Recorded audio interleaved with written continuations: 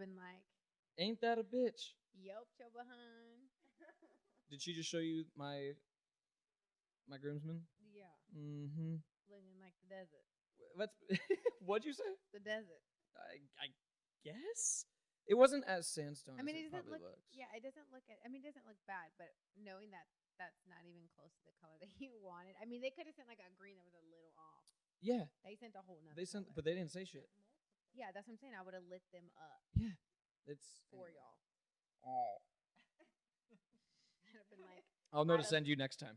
absolutely. Did you know we're live right now? Hi, Bri. How are you? Hi. This is Bri Soloman. Go ahead and introduce yourself a little bit, Bri. How you doing? I'm good. I don't know how to introduce myself. I'm usually just like, it's me, Brianna Solomon. That's right. I go by B. Simone or Brianna Simone too. So Simone, that's your middle name? Yeah. Hey-o. Girl, you are way too cute to not be hyped about yourself. Go off. I'm just kidding. We've been talking about getting you on this fucking podcast for a minute. I know, since like May. Seriously. And then it happened, and then we shut it down for a little bit. Yeah. Look what we have Great now. things take time. It does take time. I wouldn't say it's a great thing yet. We're getting there. Don't downplay it. Oh, okay. My bad. That's my bad. That's my bad. Well, hey. This is great. You are the first guest that we have had on since we renovated this motherfucker. So, cheers to being the first guest. Cheers to us doing this shit again. Hey, hey. Cheers to you guys. Cheers to my wife that y'all can't see. Wifey.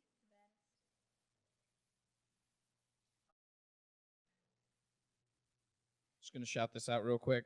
Well, Pathwater. You ever had Pathwater? I have not. Neither have I until they were kind enough to send us their like a what would you say, like a care package, right? Yeah, of all different types. They got alkaline, sparkling, all regular still water, and they don't pollute, so you can feel good while drinking it. I'm all about the can, so I'm Right. sold.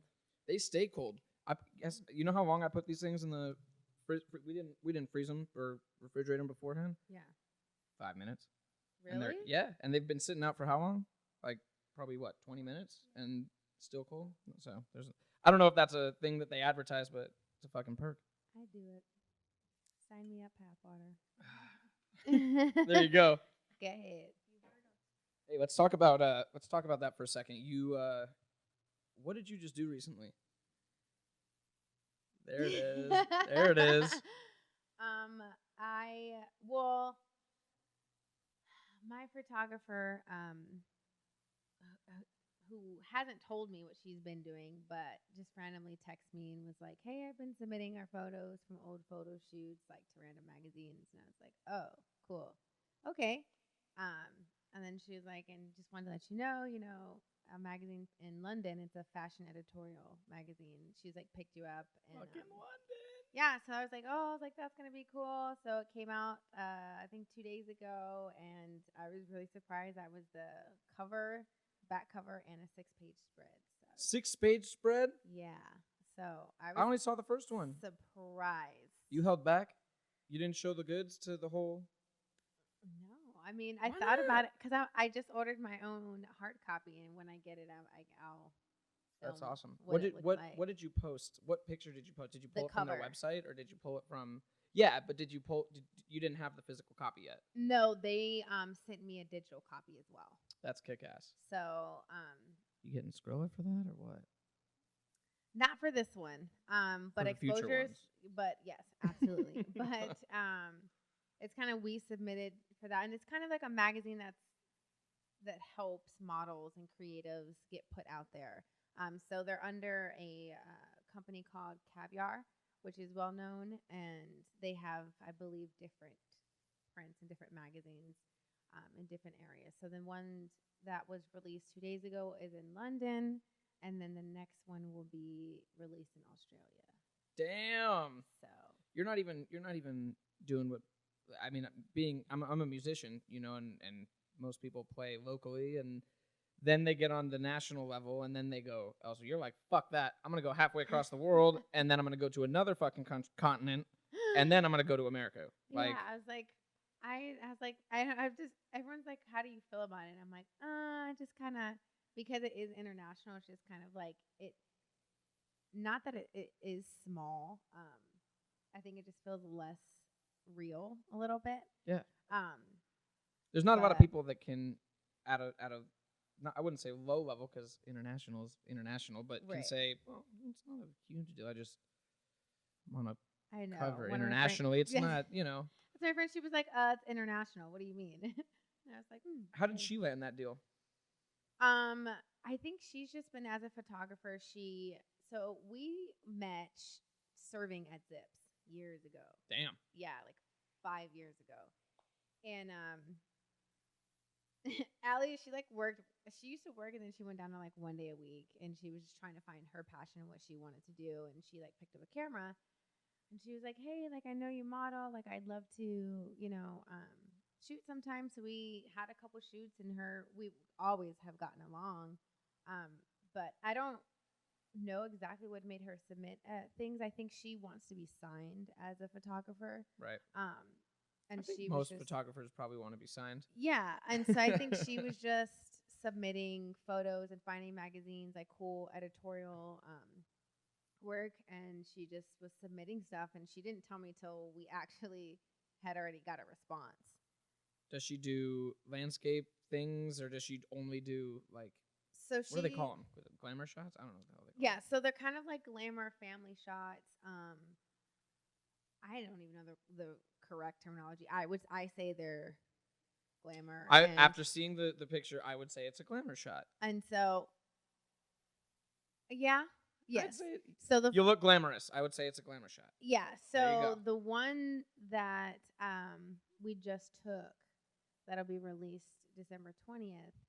Those are her first editorial pictures, and she did so freaking great. Did we even say the name of the magazine yet? Intra Intra's Yeah, the name of the magazine. Intra magazine. The one that you already have out, or the one that's going to come out? The one that I already have out. The next one, I think it's called Like a Lion. Oh shit, that's fierce. So it's called Like a Lion, and Okay. it's in Australia. It's an Australia-based fashion. Okay, I guess that editorial. makes sense. Like a lion, Australia. Do they have lions in Australia? Or am I just kind of No, I freebasing think that one? so, but don't quote me. I don't know either. I don't know. They didn't have pay attention in that class. everything will kill you in Australia, so I feel like a lion is perfectly placed. Yeah, out in there. sounds about right. So did you actively go looking for this magazine subscription magazine cover or the first one? We're still on the first, or was it just kind of like a, hey Bri, surprise? Yeah, Really? absolutely. It was, and the funny thing was because my birthday was on Halloween. Your birthday's on Halloween? Yes. Shut up. Yeah. Oh, that's dope. That's my favorite holiday. Mine too. Well, I fucking hope so. It's a great day to have a birthday. Oh shit. And I had made a couple goals for myself, and I was like, like by the time I hit 30, like I want to have certain things done. And one of them, I was like, I'm gonna get signed by the time I'm 30. Like Hell I'm gonna be a signed model. I'm gonna be a paid model by 30. Damn right. And like a week later, she's like, "Hey, I submitted our photos to a magazine," and I was like, "What?" She's like, "Yeah, I got accepted," and I was like, "What?" Yeah. Still, was it just kind of awe, like fucking mouth to the floor? You're just, oh, okay. I just was kind of like, "Oh, okay," and then I was like, "Is it like legit?" And I was like, "Okay." So do you get worried about like people using your photos and just being like, "Hey, I submitted this, I submitted that"? Does that worry you at all? not the first time. So she submitted that one, and then How many times does that happen? what? People just sending your photos out. I mean, in the industry, it's super common. That's why you have to have like copyright, or you should put like logos on stuff because people can easily take. I mean, that makes sense. You know what I mean? Can take images and download them. That's why if you go on some websites, you can't copy or save a picture from the website because the rights to it. There's always a way about that. You can screenshot. That's what I'm saying. I was like, if nowadays. you're super techie, you could just figure it out. You know what I mean? So I'm not like too crazy about it. I feel like people are gonna do what they're gonna do. It's just like if people are doing it and getting paid from my work and my effort and my faith, then that's when I feel like I have a problem with it. But I mean, you don't know until someone brings it to your attention. So, Which in this case, you said it happened on your birthday, or no? It happened. it was like a week later, and then she was looking at a magazine, which I don't know the name of that one, but there was a magazine that was doing like a 7th annual celebration theme, and so she wanted to do it, and it was kind of last minute. It was like we had 2 weeks to do it, and our schedules were all over the place, and we wanted like professional makeup and like all of these things, clothing and all that, and so things were kind of like falling through last minute, and I was like, Allie, don't give up. Like, we can't give up. Like, we got to go through with it. And she was like, okay. Like, and she, she wanted to, I think she was just getting frustrated. And I was like, Allie, like, we can't give up. Like, let's just go for it and see how it comes out. Right. And we went for it, and it actually went really great. And she said she submitted them to several magazines, but she said she went to sleep and woke up, and the first one to respond was like a lion, which was the second one. Holy shit! Submitted, went to bed, woke up, results. Yeah, That doesn't happen all the time. Possibly. Live in this live in this fantasy for a second. This is awesome. That's incredible. Yeah. So I was just like, that's cool. And then that's when I got nervous, and I was like, hey, so is this like legit? And she was like, what do you mean? I'm like, there's no one like trafficking. Like, I literally was like asking all these questions.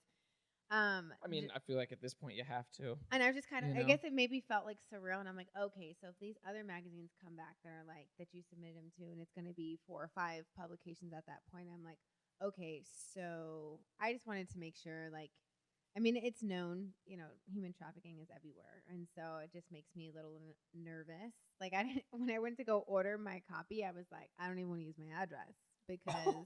I feel like it's gained a lot more traction recently. Not people's awareness of it has. There was someone.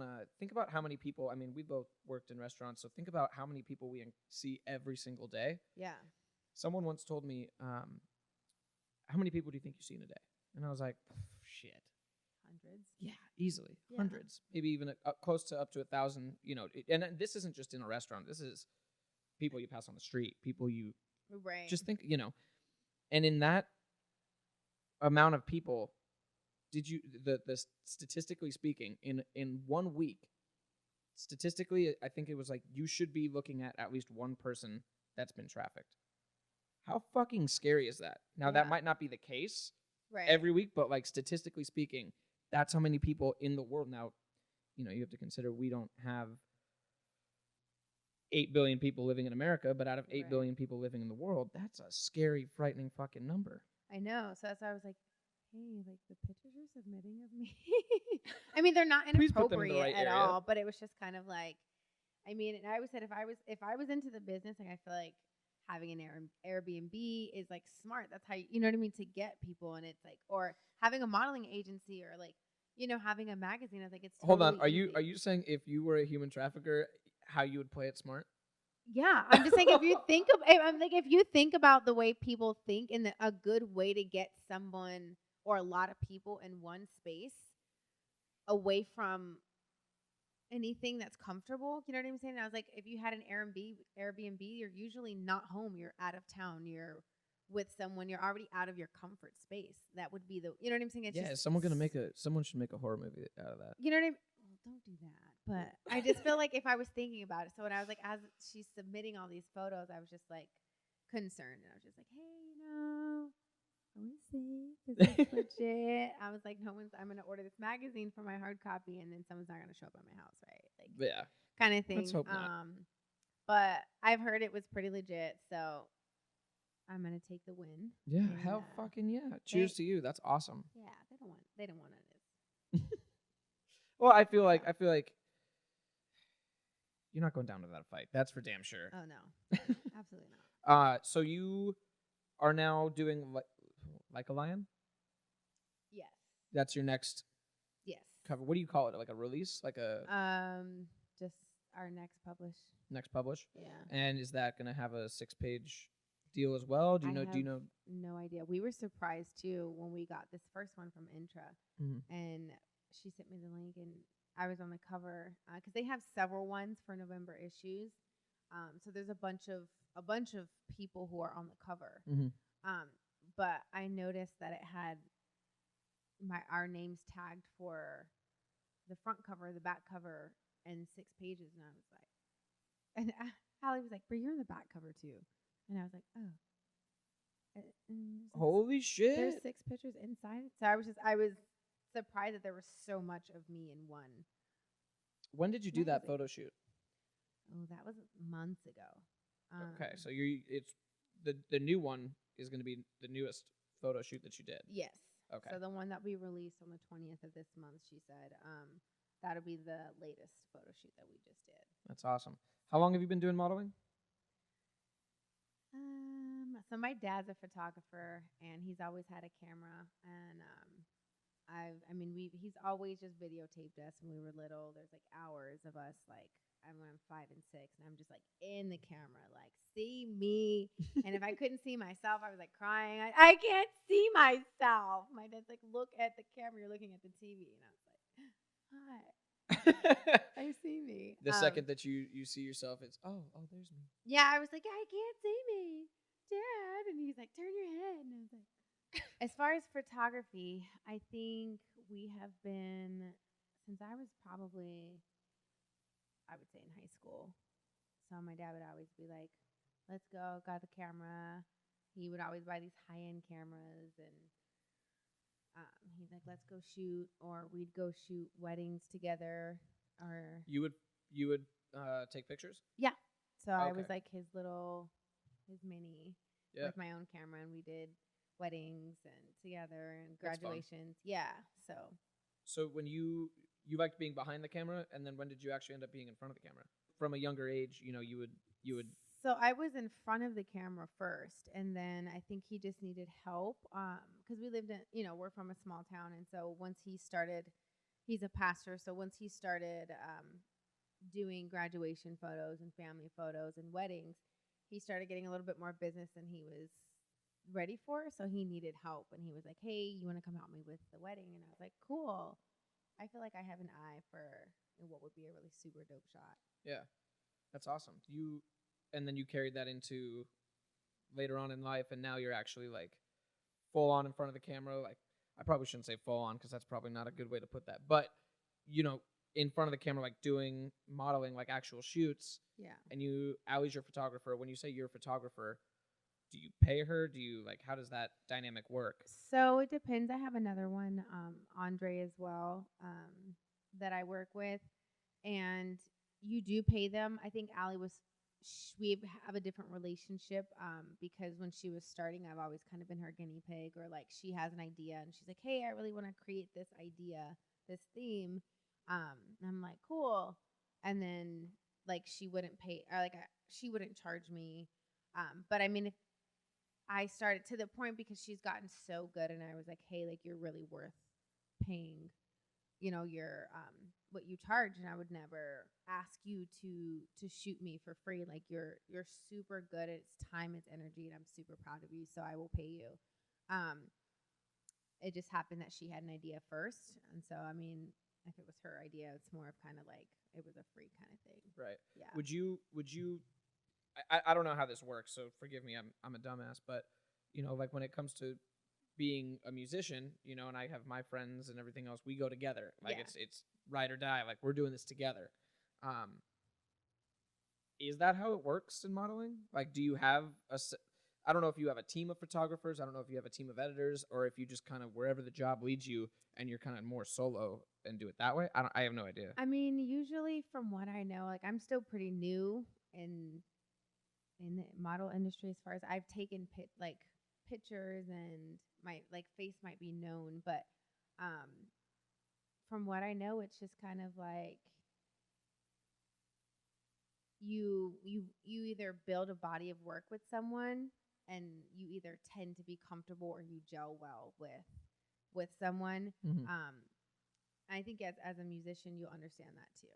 Like you either meet someone that you gel really well with, and sometimes that connection is kind of hard to find, because if it's not the right, you can have a photographer and a model that just don't work. Like the energy's weird. You don't get each other's ideas. Like you don't get where you're going with with the shoot, you know what I mean? And it could be a really bad match. One of you takes acid before the set, and then one completely fucks up the set list. Yeah, it happens. I get it. And then it's like Adderall meets Coke, and everything's just crazy. Not a bad combination in some. Oh, maybe not. Okay, all right. So yeah, I get that. It just depends. I think. I mean, if I get signed, I don't know. Would I take Allie with me if I could? Absolutely. But I think being a model, my purpose is to work with different photographers and be published in different areas. Mm-hmm. So it's kind of my job to work with different people. That's how you expand. Yeah. So I mean, if I could take her with me, I mean, I'm sure it would have to be in the contract. Who knows if that could be it? But I mean, being on the model side of it. So when she hears and watches this, she's just gonna be like, cool. Like, I'm just fucking with you. I mean, she's the same way. Like, if Right. she was to be a signed photographer, like, her body of work should be expanded. It should Absolutely. not only be me. It should be other models. It could be landscaping if she decided. Like, she should be able to go wherever she wants to. You know what's interesting about photography, and again, you know, this is coming from someone that doesn't really think about these kinds of things, and you know, a photographer. You said something that was interesting. You know, they come up with this concept. They come up with this, you know, idea. And I think a lot of people, when they think of a photographer, they think of someone that takes a camera and they just take pictures of shit. And then they edit it real nice. And that's not the case. They have an idea and they're like, what if I captured this like this? Or what if I... It's a total creative state of mind. Yeah, and I mean, for one, I didn't even... Once you said it, I was like, oh, shit. Like there's an intention behind the photos, I would say, almost 100% of the time. It's not like someone's just walking out to a mountain and they're just sitting there like, camera out of ass. Like, that's not, you know, but that's how I would, you know, I'm an idiot. That's how I would think of it. Right. And when it comes to modeling, it's the same way. They're like, I need a human here doing this. Right. And I'm going to capture that. I think there's something beautiful about that. And I don't get it. I can take a picture on my phone and be like, that editing's dope, sick. Let me make the shadow here, the hue. Let me go ahead and tint this. But again, like, everyone does that, you know. Yeah. That's why I don't understand these fucking Instagram models that do all the I think it's great for them to blast themselves out and you know, promote themselves, but everyone can do that. There's not a lot of people that can take an actual camera. I don't even edit my photos. You don't edit your photos? No. You bragging or what? I don't know how to, so I really don't care to edit my photos like that. I might use like a filter, like the Paris filter is my favorite one. But I mean, shout out to the Paris filter. Right? But other than that, I don't edit. There was a picture I posted and one of my friends was like, "You send that to me. You can't post that like that." And I was like, "What?" Get the fuck out of here. I was like, "Okay," and I like sent it to him, but I just I don't really edit my own photos at all. Must be nice. See, for us ugly ass people, I gotta go ahead and I gotta edit the shit. I gotta do the little blemish remover. Like, I gotta whiten my teeth. Like, it's bad. You know what I mean? I mean, if I gotta edit that much, I am not posting it at that point. You know what I'm saying? Like, if there's that much work going into it, I'm like, girl, try again next week. Maybe I'm either that stupid, or I'm that stupid. I think I'm just that stupid. No. Yeah, I'm just. Or I think it's that's ambitious. There it is. There it is. 100%. You're determined, and that's okay. I just, like I said, it's just kind of here nor there for me. I just like, either I'm like, oh, I like this picture, and if I do, I post it. If I don't, I don't. Like, but I mean, I'm. How many people can say they don't use filters nowadays, though? That's pretty unique. Isn't it weird that we're talking about filters and not using them being unique? Seriously though, everyone uses a filter on a photo because you know when something's not edited. Oh yeah, you can see it. It's the worst when they look fake. Yeah. Well, there's too much editing, and then there's not enough editing. Yeah. But apparently, you're just like, fuck it, I'm just gonna post it and call it a day. Yeah. Props to you. So you don't just model though. You don't just do the whole scene there. You're a dancer as well. Yes. And so when did you actually start dancing? We were speaking a little earlier, and it didn't seem like you started at a young age. No. So most dancers start as soon as they start walking. It is like a thing. And so... I mean, I feel like everyone baby giraffes, and that can be considered a dance. I don't know about giraffing. I still ain't learned that one. I could teach you later if you want. Absolutely. Okay. As soon as I get you in your heels. My brought- heels. I brought mine, and your honey said you can wear hers, and she got some on. I'm so excited about this. I'm gonna break those motherfucking heels. Have you seen these flippers? These ain't no joke. People think that I wear big feet or wear big shoes just because I'm 5'4". I can't help. Natural born flippers. I don't even have to wear the ones when I'm. Okay, Swimming. I'll let you slide on the heels. We'll just give you a couple moves. But Oh God. Okay. Well, if you, I'll tell you what. At my wedding, my little brother, his name is Sam. Everyone's dancing, everyone's having a good time. This motherfucker decides that he's gonna pull some splits in the middle of everyone dancing, and I love my little brother to death, but he's not 5'4", and he's also not 130 pounds. And he fucking drops and does the splits in front of everyone. If you can teach me some shit like that, where like my balls are touching the floor, like I'm about it. I can show you how to stretch for that, but Jesus Christ, your body sounds has to painful. be limber. Yeah, your body has to be limber for that, and that's why when you start at 2, dancers tend to be their bodies can do such more as they get older, because when they're 2 and they've been doing all of these acrobatic movements and working with their spine and their posture and all of that, they tend to have, I feel like, much better technique and posture when they dance. I started in high school. You started in high school? Yeah. I've seen you dance, and you started in high school. Yeah. That's okay. I'm gonna let you finish. Nope. I started in high school, and I mean, it's not my favorite, but I gotta give it to what it is. It's part of my story. Like, I was like the number 1 girl at all the house parties, and everybody like there's this guy. What does that mean? Okay, so there was once a Ratchet Bri. Okay, and Okay, hold on. there once was a Ratchet Bri, and Let's go on. I mean, I guess you'd not call it like Ratchet, but like, I guess Let's call it what it is. Would you call Ty- it Buck Wild? I mean, you can call it that too. I don't know if it's in our culture. I don't know. It was just What there do was you a mean in guy. our culture? Well, house parties for different, I think, ethnicities Yeah. are different. Okay.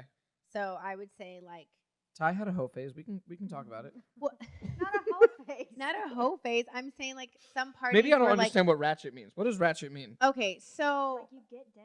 like you get down. Like, okay, I get down. I'm not getting a down big, right now. I'm not a big person on like bouncing my ass all the time everywhere and like shaking it. I like how you said that. There was a little beat to it. Yeah, That was nice. and like Still popped it. I'm not. That's not the kind of dancer I wanted to be known for. So I don't do a lot of that content. Right.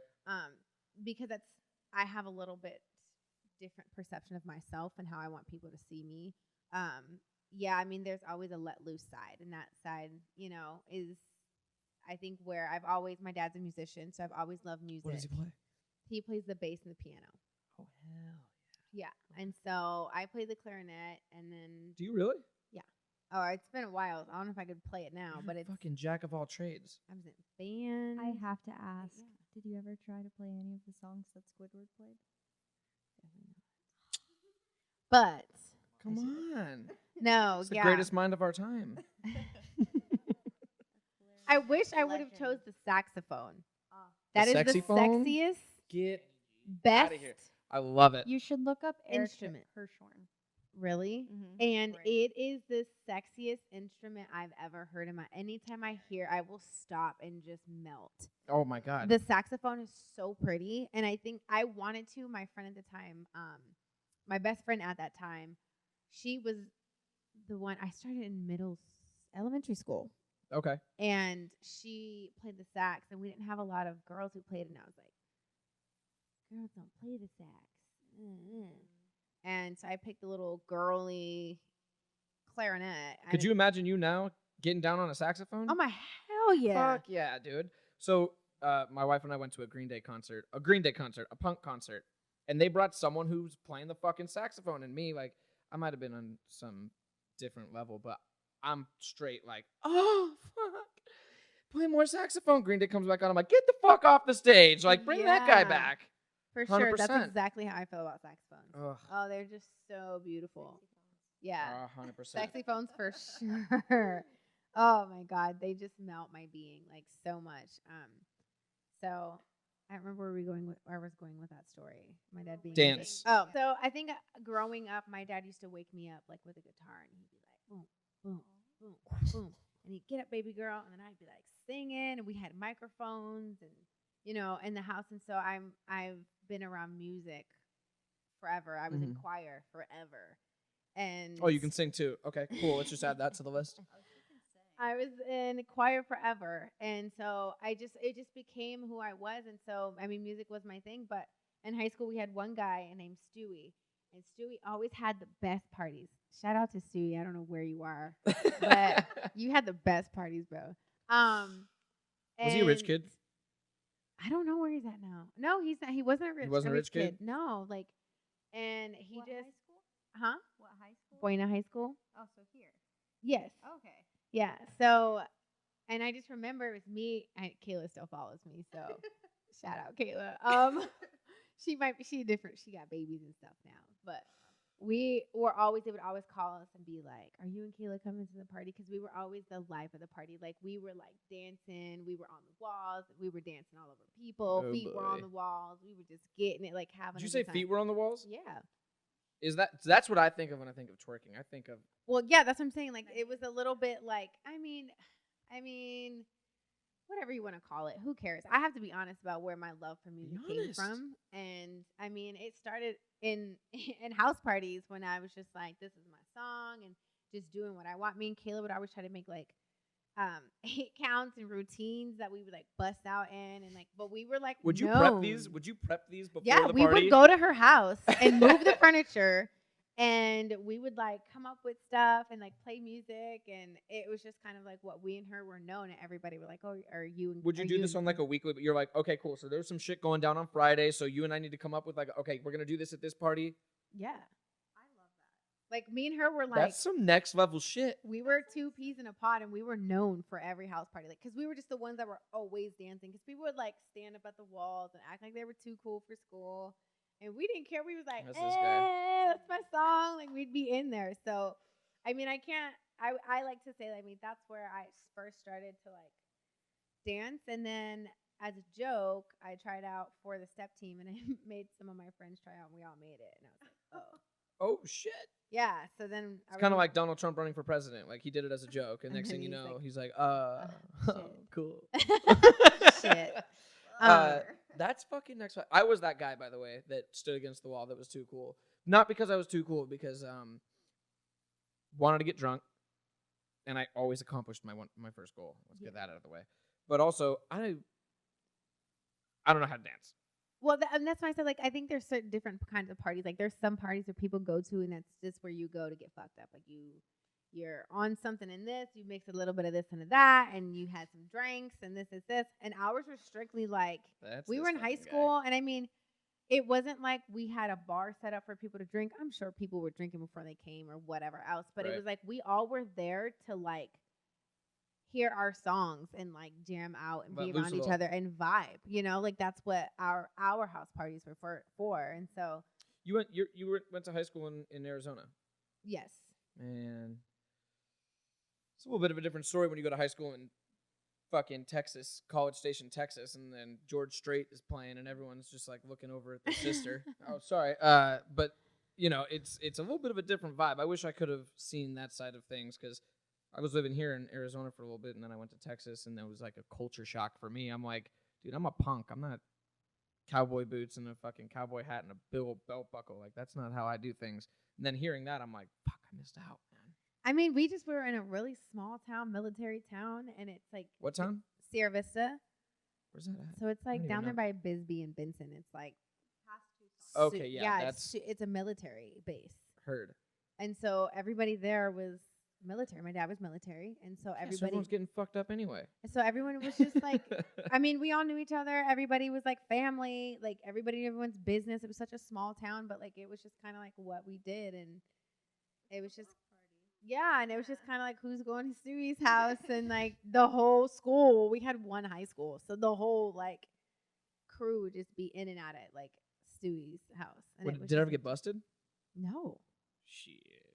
I mean, unless some of us started fighting, but That was it. yeah. Fuck kids getting drunk. Someone starts fighting, break that shit up. I could have a different memory than other people. I didn't drink, so I I see. You were one of the weird ones. Yeah. Like, I was just like, Was it weird for like, no, were you? like, fuck off. Like, when I'm in my zone, I may look or sound, or I may appear fucked up. Like, I'm just in my zone, like, having a good That's ass how you time. know you're having a good time, though. Yeah. Yeah, I was like, but I don't need alcohol to, like, get in my juke, you know? Oh, So shit, you I making me just- want to dance and shit. So I don't know. Like, I didn't need it, but I was always just kind of like, as soon as music came on, I just naturally moved, and it was just. Well, I feel like there's something to be said for people that have it in their life for so long that, like, you know, it's the same thing whenever someone's like tapping a certain way, you know, and I'm a drummer, so it's like if they're doing something, I'm just gonna come up with the like just Right. extra. Like, it doesn't have to feed it. I don't have to know where your next Right, move you just is. compliment it. Yeah, absolutely. So you took that, knowing it from a music side of things, not a dancing, not a whatever, but you kind of felt. I think dancing is so interesting to me because it's not what you're contributing to the music audio wise. It's what you're contributing to the music visually. Right.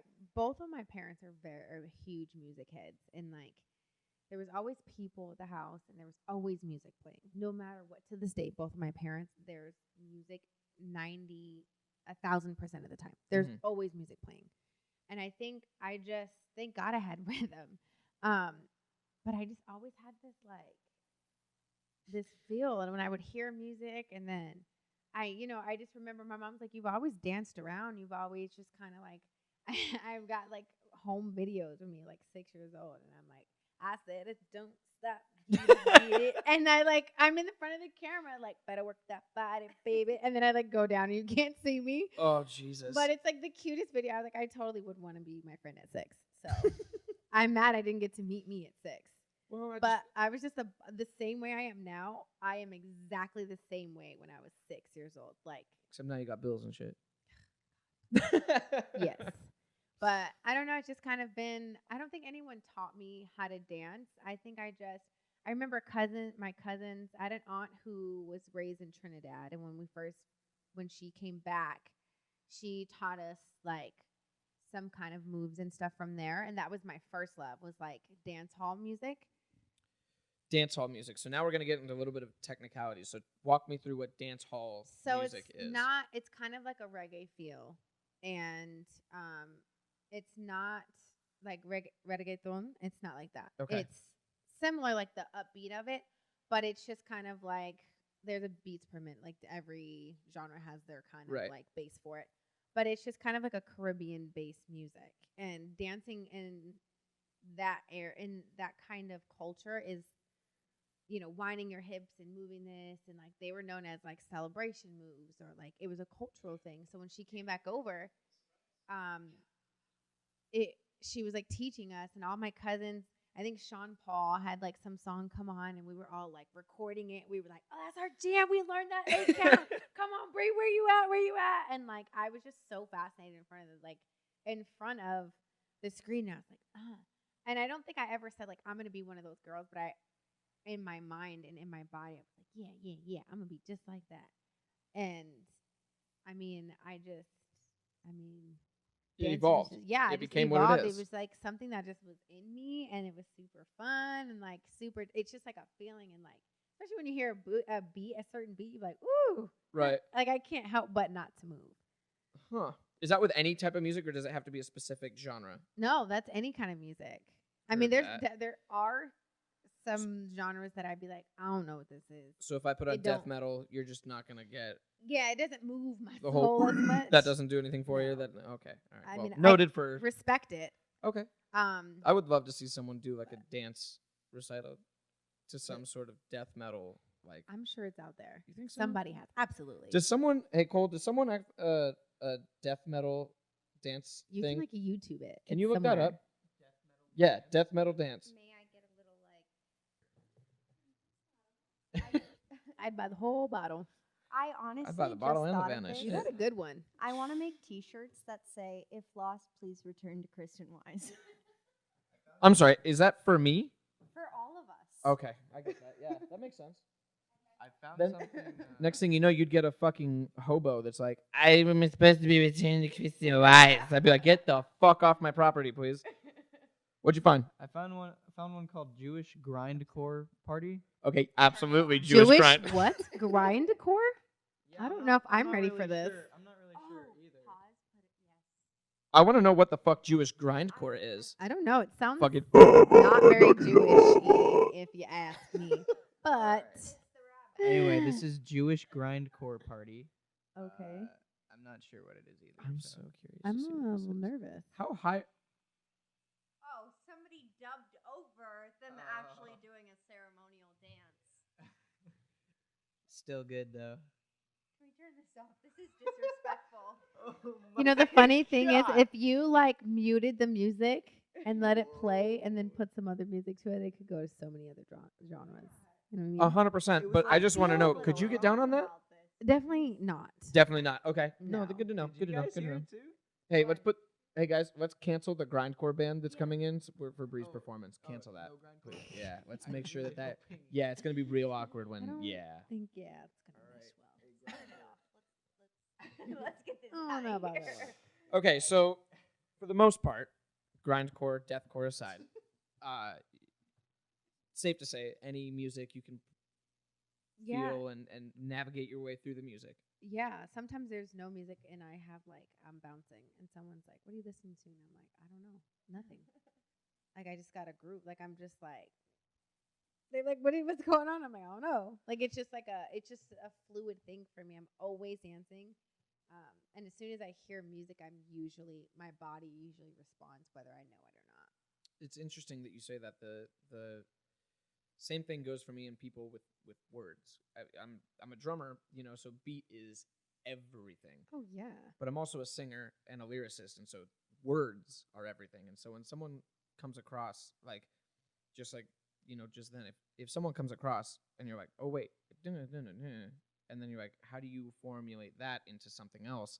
It's patterns. Everything is patterns. It's a sequence. And I mean, we can go further down the sequence rabbit hole if you really want, but everything is a sequence when it comes to movement, when it comes to speech, when it comes to audio, visual, everything. Yeah. It all kind of ties together. Yeah. So when you started doing, did you learn dance or did you kind of make your own routines and then you decided, I'm going to take this more seriously? I just thought it was so dope, to see dancers behind artists on TV. And I just remember Get Busy and by Sean Paul, which was our family, me and my cousin's favorite song that we just and Give Me the Light. It was Give Me the Light. That was it was just a song, and it was just kind of every time I saw it. And so it was just kind of I think without knowing what it was, I didn't understand that it was choreography when I was into it. Mm-hmm. And then when I made the step team, it was step and dance team. We had dance routines, and I was like, oh, I love dancing. And they were I would always catch on quicker when it came to the music, and to the dancing portion. And so I ended up being the one who kind of would help in that area and would make choreography. At that point, I still had no idea what choreography was. I had never looked it up, Googled it, or nothing. It wasn't when a new dance would come out, like when a song would come out and it would get popular. I always reference the same the what's his name? Soulja Boy. Thank you, Superman. That you know exactly where I was going with it. But yeah, I would always reference that. When a dance like that would come out, would you watch it and mimic? I was actually not interested in those kind of dances. Really? There was another one. Somebody asked me the other day, or John had asked me the other day, and he's like, I don't remember the song, but it was Jerk. The Jerk. Yeah. And he's like, were you hyped when that came out? And I was like, I wasn't into that commercial Granted, I ended up learning it just because it was everywhere all the time. No, I get but it. was You not were part of the hipster vibe. I get it. Yeah, you didn't do it was cool. Without knowing what choreography was, I was like, I do my own stuff. Yeah, that makes sense. But I wasn't super hype about that. But I mean, I would be like, and I was I would know it, but it wasn't something that I was like, oh, I know how to do this. Mm-hmm. So, I mean, but I was aware. Okay, so you take but you would do your your house party shows. You would choreograph and get all ready for your. I mean, come on. When you practice something and you're ready to perform it, Yeah. that's a show. Okay. That's a little bit of a show. What would you call it? Being prepared. An exhibition? Being prepared. Being prepared? Being prepared. Being extra. It's okay. I guess. I mean, it's a person who's like getting in the boxing ring doesn't train 7 days a week just because they're like, I'm ready. I'm gonna be prepared.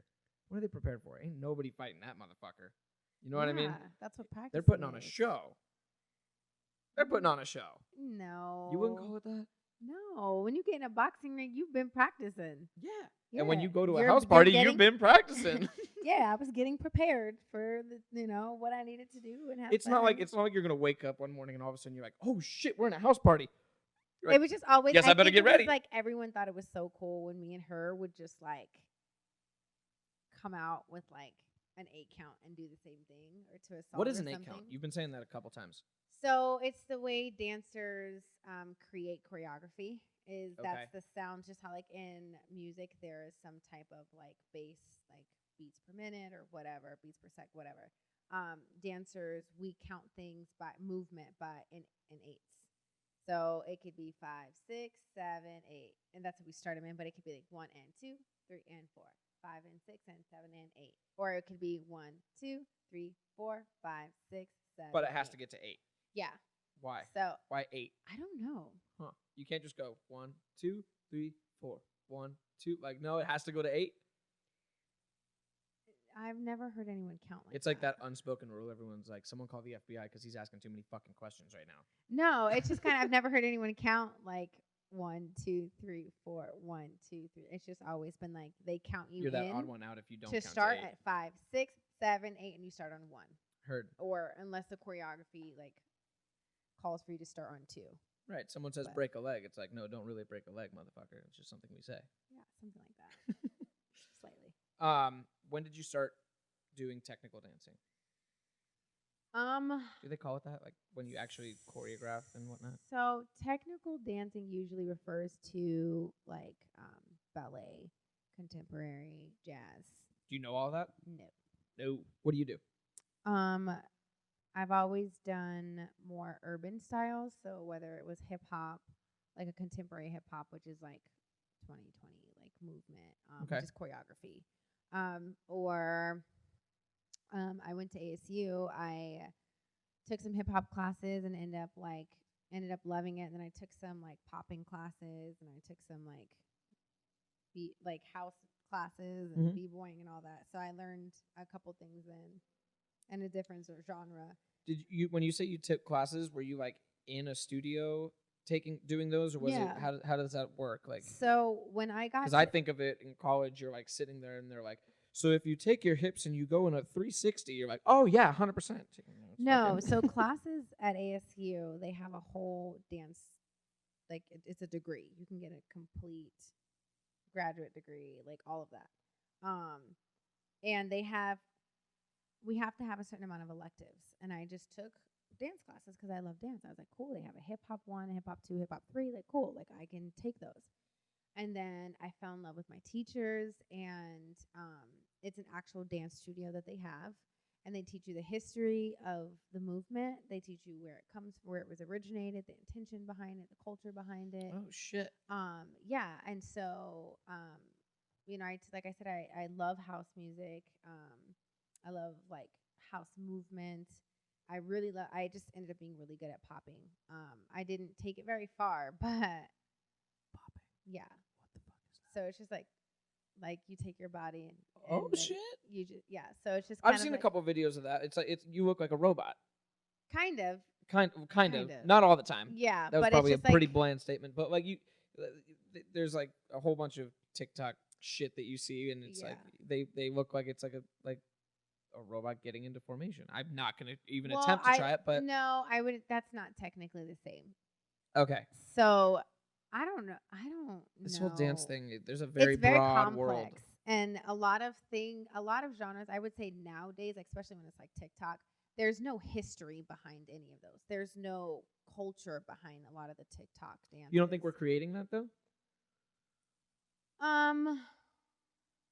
It's kind of interesting because when you think about culture and the history, it's changing.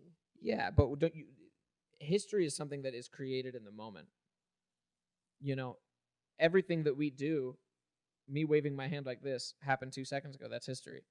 So it's interesting how when people look back at this in the future, they're going to be like, yeah, you know, the history behind it, people had phones and they only had 15 seconds to do it. So they would do something that would wow people for 15 seconds. So it had to be monumental. What's that going to be? What's that going to look like?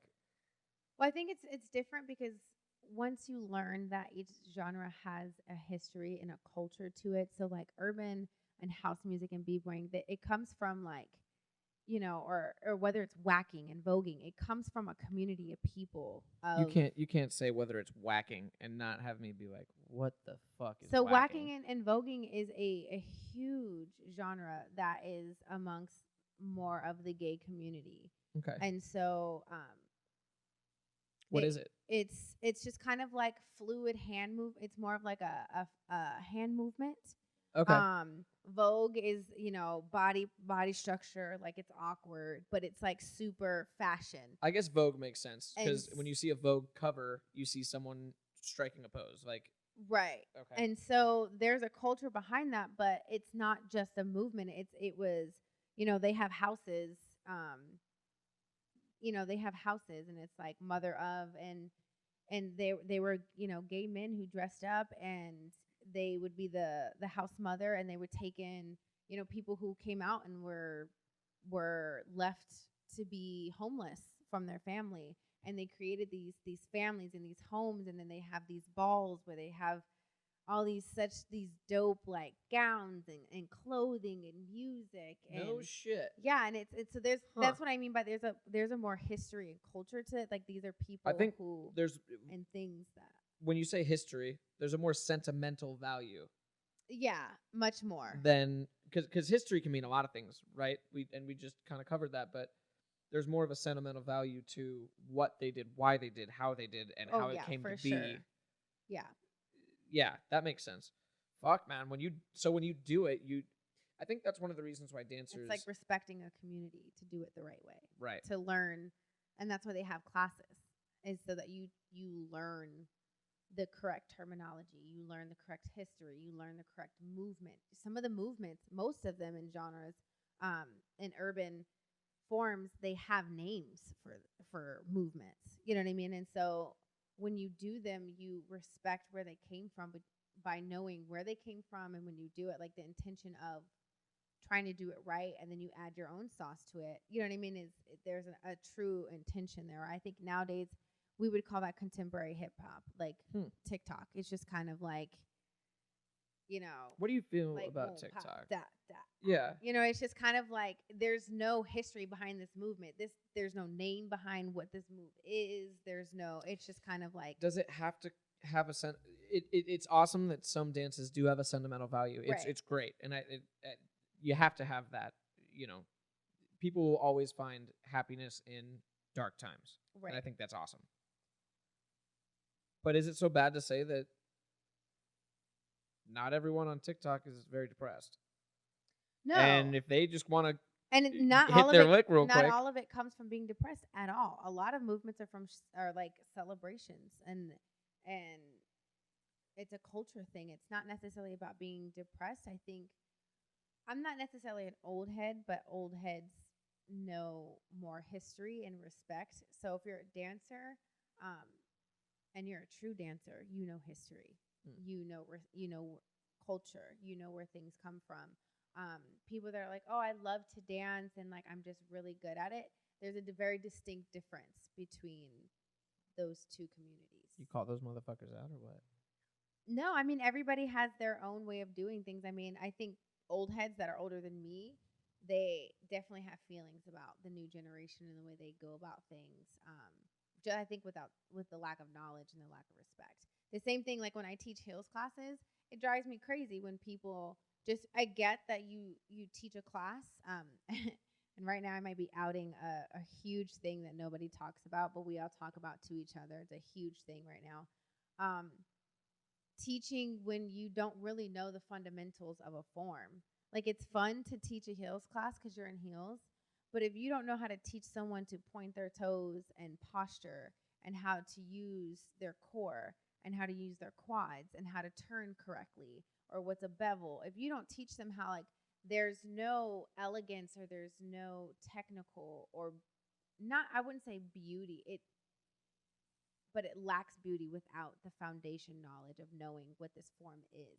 Because when it's done right, it's so beautiful. When you say heels, forgive me, I'm going to come off real Neanderthal for a minute. What the fuck is that?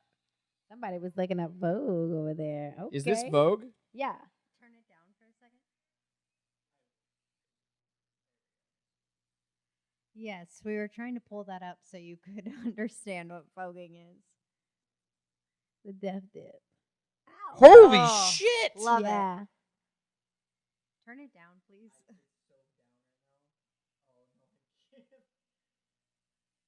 Turn it down.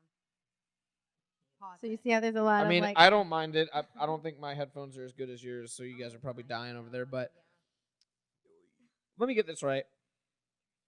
That's a whole different level of pop, lock, and drop it. Like that. That seemed like that move should be called the concussion. I mean, when you do it correctly, no, there's an elegance to it. It's called a death drop, actually. That's it. Yeah, it's called a death drop, and like I told That you, makes sense. yeah, they have names, but you are taught ways to do this correctly, and that's what I'm saying. People who may teach. I feel like wrestling could be considered something similar because you got to learn how to drop and how to get dropped.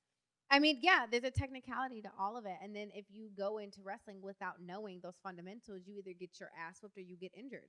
Yeah. You get what I'm saying? And so, people, if you don't know how to teach correctly or teach the history of something, it's just kind of like you have dancers who can catch choreography, and then you have beautiful ass dancers. That's interesting. You have people that can catch it, learn it, or you have people that can embody it know and it. like know it and feel it and understand it, and you can tell 110% in their performance. You teach classes. Yeah.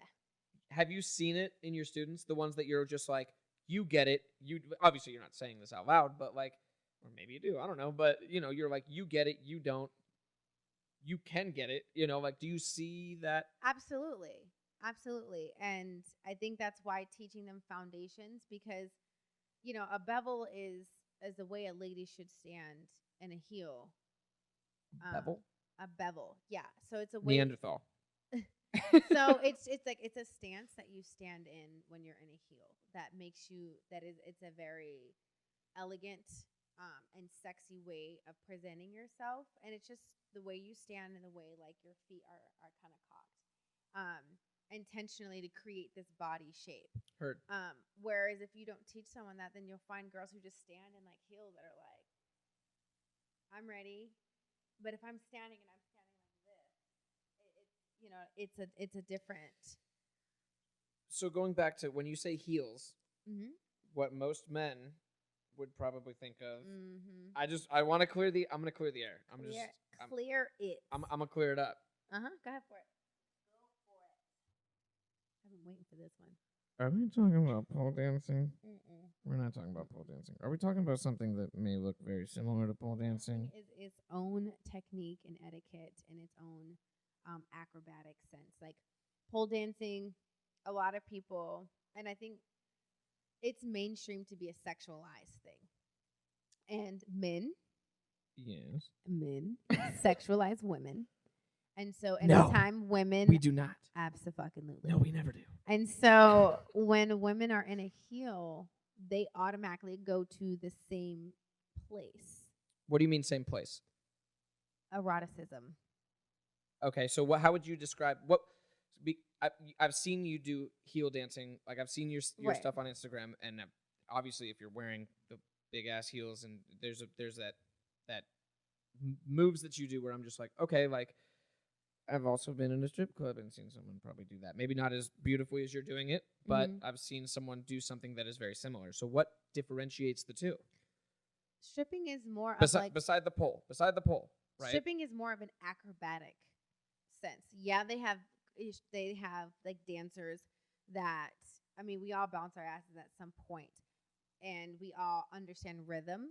to music, but the intention, I think, behind it is a little bit different. I can't speak for a dancer or a stripper, I guess you could say. I can't speak for them. You can say dancer. I mean, I'm sure, like, just like you're not a waiter, you're a server. You know? And so they're a little bit different, but like when we dance, we use more technical movement. We do chaîné turns. We do, you know what I mean? We use more technical dance. Okay, yeah. You know what I mean? Fundamentals, and they tend to use more acrobatic. Okay. And again, this is not even on a pole. I'm talking about what they do on stage, right? Yeah. And how does that and again, however many people honestly, listen to this and think like, God, he's such an idiot, or fucking misogynist. But I want to know the difference, because do you see a dancer do what I do on the stage? Unless besides for the moments that I may bounce my butt for 2 counts. Not the way that you do. Right. That's for sure. Like it's obviously very kind of what you were saying. You can tell someone that feels it. You can tell someone that is just going through the motions, right? Right. There's definitely an elegance when I'm watching you do it as opposed to my bachelor party. You know what I mean? Like there's 2 totally different things. That said, the moves seem like they derive from the same place. Depends on what genre you're talking about. Okay. Do we all have a tendency to want to bounce our butts? Yeah. You know what I mean? I do every day in the shower. But I can't, like I said, I can't speak for an actual stripper. I hate calling them strippers. But exotic dancer. Yeah, exotic dancers. Their intentions are a little bit different, I think, than what ours are. And we have a little bit more of an elegance and a little bit more, not saying they're not elegant, but we have more of an elegance to movement that we're using because it is more dance fundamentals, and we are articulating music in a very different way than they are. This is certainly a sensitive topic, which is why I definitely am glad we're talking about it. Because I get it all the time. People are like, "Oh, you dance in heels like you're a stripper," and I'm like, no, I'm not saying that. I want to know the difference. I want to know, not saying that there's not a difference. I want you to clear the air. Like and you have done a very good job of that. There's an elegance, there's a feeling, there's different intentions, and there's different movement. Like when we dance in heels, we are articulating music intentionally with our bodies. Is it safe to say that you're getting yourself in a place to where you feel sexy? Not for anyone else, but to where you feel a certain way. Yeah, it's all about confidence. I mean, we also wearing a heel for us is like creating lines. It also can't be that comfortable. I'm very comfortable. Really? Yeah, I mean, it took a while. I would never want to wear them. If you saw my first video, it's not a hey, heel. let's give people your Instagram real quick.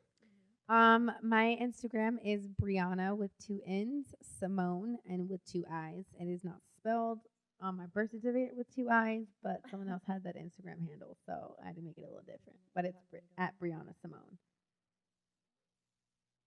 The problem with me having this much space in the studio is I can move around and I forget we're on camera. Oh. So I'm like, I'm just going to go grab another glass. It's okay. You came back, so that's all that matters. Well, wouldn't that be awkward, right? Go ahead and tell everyone your Instagram. Door shuts. I'm like, Ty, hello. Have you done something like this before? Not a podcast, no. No. I mean, I've had like verbal interviews and stuff, but I've never had a podcast. They're interesting. They're fun. They get a lot more fun as like at first it's like it's just genuine conversation, usually talking about things that most people want to hear about. Well, and how many people don't have this amount of time, face-to-face conversation, without their fucking phone in front of them, and they're just like, oh. What were you saying? One more time? Oh. I power that thing down all the time. Do you? Oh, yeah. That's healthy. I'd be like, oh, today's one of those days, and my parents like freak out, and I'm like, I'm chilling. I just need not to be directly contacted sometimes. Like, even if you have my Instagram and my Facebook, you still have direct contact to me, and I'm a very spacious person, and I'm an empath, I feel like, and so I take in a lot of people's emotions. So for me to just kind of detox and be in my own space is super important. So I turn my phone off all the time. That's awesome. For days. No, you don't. For days? Yeah. I'll turn it on and be like, hey, Mom, Dad, I'm alive. And turn that right off. Good for you. Yeah. I don't think a lot of people can say that. I think it's super important to learn how to to learn how to. Yeah, hey, it's hard. Face the music. Face the music. Oh, Lord. Because guess what? You're about to be a lot more places than this TV screen. You're right. Okay, how the fuck did you get my Instagram password? I don't know. It was just on there. What do you mean it was just on there? It It's probably. on there. Are you joking? No. Okay, yeah, let's never do that again. The fuck? Yeah, you need to. I mean, here's at the end of the day, I'm not hiding anything. Like, just don't go through my No, messages. it's just Let's continue. scary that something has it logged without you knowing. I know it's just Apple. This was just me freestyling at home. Wait, what do you mean No, at it's home? This is not. your house? No, I made this in my living Oh, room. wait. I was about to be like, that's a dope house. You're killing it right there. So who are the two behind you? Delaney and I cannot believe Delaney and Taylor. They're my two really, really, really close friends. Okay. And now, do you choreograph or do you make all of the moves and then you show them, or is it like a group effort? I choreographed all that in my living room and was like, "Hey, like meet me at the studio." And they were like, "Cool." Okay. So I've seen a bunch of different things. Do you have a bunch of mirrors set up? Do you have the typical home? dance? Yeah. No, it's all about vibes. I fuck with that, and I have I don't understand it at all. So can you walk me through that a little bit? You like hear a song and sometimes then I put in my caption for that one and I was like, I don't. We're talking about hip hop, like watching you do a hip hop dance move and drinking wine. I feel like a pretentious bitch. I hope you do too. Welcome. I'm just kidding. It's just kind of like you hear. I think once you start dancing so much, and then choreography did not come to me, and sometimes it still doesn't come to me as easy as I would like it. And I've noticed that it only comes to me when I'm super into something that I hear. If I'm not into a song and I don't feel it, it's hard for me to just spit out something. Okay. But I think even without the words of that song, the beat is just so hard that it just makes you kind of like move. Do you remember all of your moves after practicing it? And this might be a stupid question, but do you record yourself doing it and then you watch it back, or do you just feel it and you're like, as soon as I hear that, it's like a trigger and I know exactly what I need to go and do? Sometimes I remember, sometimes I don't. But sometimes I'm also aware that if I try to remember what I did, because if I'm like, oh, that was super fucking dope, I'll like rewind the music and do it again. Okay. So it's just literally like hearing it. You hear music, and then it's just kind of like, boom, boom, and then you'll hear like a pattern in the music that's like da da da da da da, and my body wants to make a response to that, like. And I could be like da da da da da da. Like my body will do whatever it wants, like to articulate that beat. And that's what dancers are. We are a physical representation of what the beat 100% and the music is doing. And that's what I think. That's what most people are like. Oh my god, that was so sick. Is because someone articulated that beat so fucking well that you're like, yo, that's sick. Because you now understand the music so much differently. And you hear it differently once you see someone's body kind of like articulated. So if I hear a boom boom boom, I'm probably gonna hit three boom boom booms. If I hear like a woom, my body's gonna do like a woom. Oh shit! You know what I mean? Like I felt that. You know what I'm saying? Like what you hear, you just articulate that. Do you do that in your day-to-day movement? Not in like the you wake up and have a boom boom boom, but like if you're going to grab something, right? Like I used to have a roommate, Phil, love him to death, and he's not a dancer by any means, but if he ever were to hear that, he'd be like, bro. But everything that he would do was fluid. He's one of the best drummers I've ever worked with in my entire life, but everything had a rhythm to it. Yeah, everything. You don't and he's have to not be a dancer to feel music. Like everybody if he was going can from feel here to it. here, he would do like one of these and then kind of like come around and like it all just kind of had that movement to it, right? As if it was planned out, and it might not even have been planned out. That's just how his brain works, right? I think all music has a pattern. And that's for sure. And so once you know the pattern, unless you're listening to Tool, then there's no fucking pattern. But that's beside. I don't even know who that is. That's okay. But when you're I'm gonna learn you something later. That's okay. moving, you hear a pattern, and like once you hear the pattern in a song, you're like, cool, got it. At that point, even if it's a song I don't know, I know that the bass might be boom, boom, boom, boom, boom, boom, boom, Right. boom, boom, boom, boom, boom, boom, boom. So my mind is like, cool, that's the wavelength I'm on. So every time I articulate boom, ba-dum, boom, ba-da, ha, it's I know the pattern that I'm going with.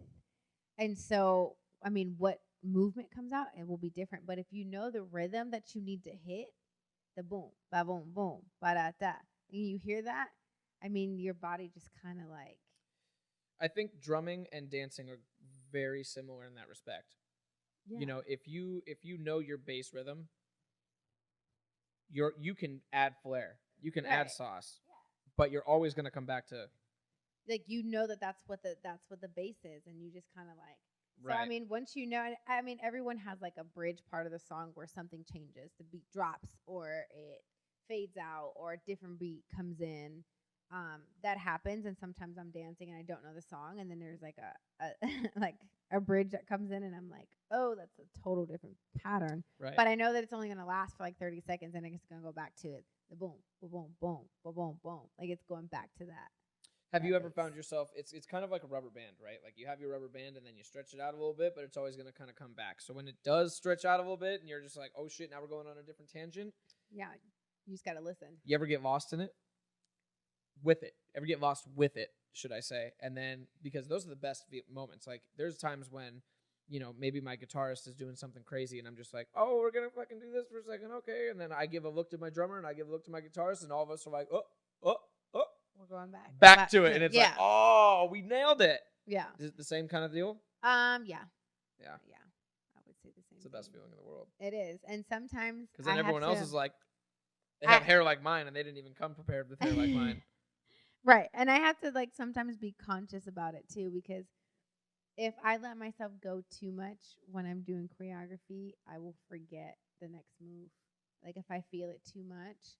So when someone has taught me what I'm supposed to do in this part of the music, if I get too excited and too hyped sometimes, or if I'm feeling it too much, I have to like come back and stay somewhat focused. Where some people can like lose themselves and know exactly where that movement is supposed to be. I will lose myself and depart from the Right. choreography. So I have to cognitively remind myself to not lose myself too much, because then I will veer off from choreography. Interesting. Yeah.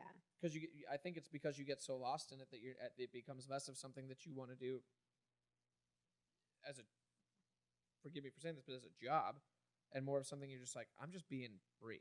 Yeah, like I'm just in the moment. I'm in the moment. I'm just feeling it. Yeah. Yeah, and I think that there's something to be said for that. That's awesome.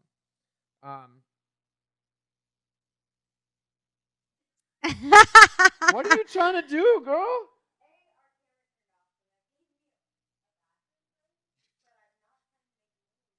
We can definitely take a bathroom break. I definitely have to piss. I've just been trying to hold it in. Yeah. Cole's going to hate me because he has to edit this video later, but that's fine. We are back. Don't really know where we left off, but I would like to ask you, where do you see your dancing taking you in the sense of, do you do shows? Do you do like I don't want to call them recitals. Like what do you call, if you're doing choreography and you're teaching a team and doing all that, like how do you show yourself off? How do you get out there? How do you promote? So there's a lot of things that go into that. I always have felt like I have two purposes. There's a purpose for me, and there's a purpose for everybody else. Solid. And my purpose for me is usually my passion. And me being on stage that's for me. And then me teaching other people and helping them get to what I have and what I had in my experiences, that's for them. And I think both of those are so essential as a being, is understanding that you don't have one purpose. You have two purposes. There's a purpose, and some people may view it as a passion and a purpose, or it could be intertwined. But I feel like when I'm on stage, that's for me. I get to be Simone all day long. Like Mhm. I get to be. You said Simone. my- I know that. Is that like your alter ego when you? Yeah. What is that's that? Like that's. It's just kind of Because like you said it very confidently. It just came out. You didn't even have to think about it. You're like, that's who that is. It's just kind of like when you get to do what you love, like when you're behind the drums, you know what I mean, and you're like in your zone. I'm a singer first. Okay. Drummer so, second, Or when you but- when you get into maybe being on stage and you're singing, you may feel like it's a different part of you. 100%. Right. And so I feel like Brianna is confident. Brianna is probably the more confrontational side. A little more rowdy, but like Simone is like confident, sexy. You ain't got shit on me. Like cool. Like, I love that. it's like I acknowledge you, but you ain't me. Mhm. It's just a different vibe that you get with yourself, and I think that plays a part when I put my heels on. You have to have a different posture standing in a heel. You have to have a different elegance when I'm standing in a heel. And I mean, even when I'm like not in a heel, it's the same thing. Like that's a different side of me, but kind of the same. A different part of Simone. You know what I mean? But Okay. it's still like Simone is the girl who gets on stage and is like, yeah. Who are you when you're modeling? Probably Simone. Think so? Yeah. So I think it's interesting because I've only been a part of one photo shoot. Okay. And this photo shoot, well, okay, maybe two. One with my band and one with my wife. And this was a couple years ago. And so at first I'm like, there's a camera on me. It's a little weird. I don't know what to do. But once we started loosening up and I realized that the photographer's going to do what the photographer's going to do. Like they're just going to, it's not about us at that point. Mm-hmm. It's about the photographer, and it's like, do what you're doing. You just do you, and that's when the photographer works. That's when they're working, right? I can understand that. You're just like, oh, now I'm in my element. Yeah. I'm gonna be me. And some of the photos that you were showing us earlier, I'm just like, she was her. Yeah. You're feeling yourself. You're in this square. And it's like nothing can fuck with me right now. Yeah, I was like, it's like nothing can touch me. And when I'm in that moment, when I'm on my stage, like you cannot tell me that how I feel it isn't real. You cannot tell me that I don't feel like I'm the fucking full package up there. Like 100%. you see me up there. I make eye contact and I don't even notice, but apparently I wink at people when I'm dancing, and I get it all the time. They're like, you make eye That's contact not you. with people. That's Simone. Right. And I mean, they both meet. But, it's just like, it's just such a different, I think Brianna can be a little more analytical, overthinking, like that side of myself is where it's like, am I good enough? Am I not? And then when it comes to showtime, lights, camera, action, I'm like, then I'm like, whoop, tap into it, like tap into her. So I think it's a different space. It's a different mentality. It's where it's kind of like a block where you're just kind of like, hey, this is where you have to show up. And at that point, I drop everything that doesn't really matter, and you just show up. And it's almost like asking that question, like, if you had no fear, what would you do? And it's like, Simone is there, like, Okay, hold on. kind of thing. Pause. Let's go. That is super fucking interesting. Hold the fuck on. So you say if you have no fear, what would you do? That's to say, you have a little bit of fear getting up on stage. That's to say you have a little bit of fear letting loose. Or am I completely ass backwards? No, I mean, sometimes, like, even when I am dancing, I can't tell you how many videos I have that you guys have never seen. And probably will never see. Because sometimes I think when I perform and when they cut I have a very sporadic brain. And sometimes Who are you talking to? Who are you talking to? Sometimes picking up choreo is hard for me because I just like my brain goes here and there, and then I'm not really focused sometimes. Right. So when they are like cool and they call me out in a group or they call me to do a solo for the actual choreography and the camera turns on, I like blank and I fuck up. I miss an A count or I'm super unsure and I'm like, what the fuck is the next move? And they're like, stop the music again, or I fucked it up and that was my take and I just have to own it. Like, cool. It's gonna happen. Yeah, and it's gonna happen. And then there's sometimes Simone just comes out, and it's just like, damn, there she is. But I mean, there is a lot What do of you think times contributes to that? Do you think I it's care obviously way a vibe too much thing? what people think. Who does? I do. I care what other people think about Okay. me.